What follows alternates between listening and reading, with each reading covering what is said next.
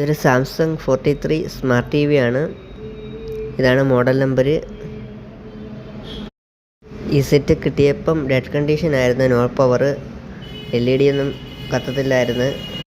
Power supply voltage എല്ലാം കറക്റ്റായിരുന്നു. പിന്നെ അതുപോലെ മദർ ബോർഡിലോട്ടുള്ളൊരു 9 വോൾട്ടും 3.3 മാത്രമേ ഉള്ളായിരുന്നു. മെയിൻ AC പ്രൊസസ്സറാണ് കംപ്ലൈൻറ്റ്. അതുകൊണ്ട് സർവീസ് ചെയ്യാൻ നോക്കിയിട്ട് നടന്നില്ല. അതുകൊണ്ട് IC കംപ്ലൈൻ്റ് ആണ്. അത് നമുക്ക് റീപ്ലേസ് ചെയ്യാൻ കിട്ടത്തില്ല. മറ്റ് മാർഗ്ഗങ്ങളില്ല. അതുകൊണ്ട് ബോർഡ് റീപ്ലേസ് ചെയ്യാൻ തീരുമാനിച്ചു. ഈ വിലയുള്ള മദർ ബോർഡാണ്. നല്ല ആഡിയോ ക്വാളിറ്റിയൊക്കെ ഉണ്ട്. പിന്നെ അതുപോലെ നല്ല സ്മാർട്ടിൻ്റെ അത്യാവശ്യം നല്ല ഒരു മോഡലാണ് ഈ സെറ്റ്. ലെഫ്റ്റ് ആൻഡ് റൈറ്റിൻ്റെ സറൗണ്ടിൻ്റെ ആഡിയോ സെക്ഷനാണിത്. സാംസങ്ങിൻ്റെ നല്ലൊരു മോഡലാണിത്. പിക്ചറിൻ്റെ കാര്യം പറഞ്ഞാൽ BOE പാനലാണ് ഇത് വരുന്നത്.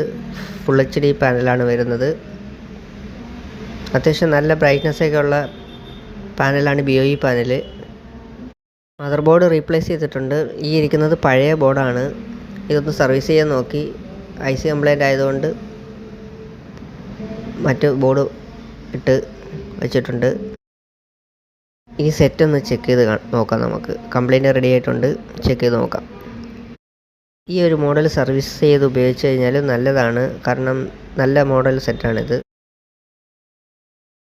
സെറ്റ് ഓൺ ആയിട്ടുണ്ട്. ഇനി നമുക്കിതിൻ്റെ വിഷ്വൽസൊക്കെ കാണാം. ഒരു ടെക്നീഷ്യൻ എന്ന നിലയിൽ ഈ സെറ്റിനെക്കുറിച്ചും ഈ മോഡലിനെക്കുറിച്ചും എനിക്ക് നല്ല അഭിപ്രായമാണ് ഉള്ളത്.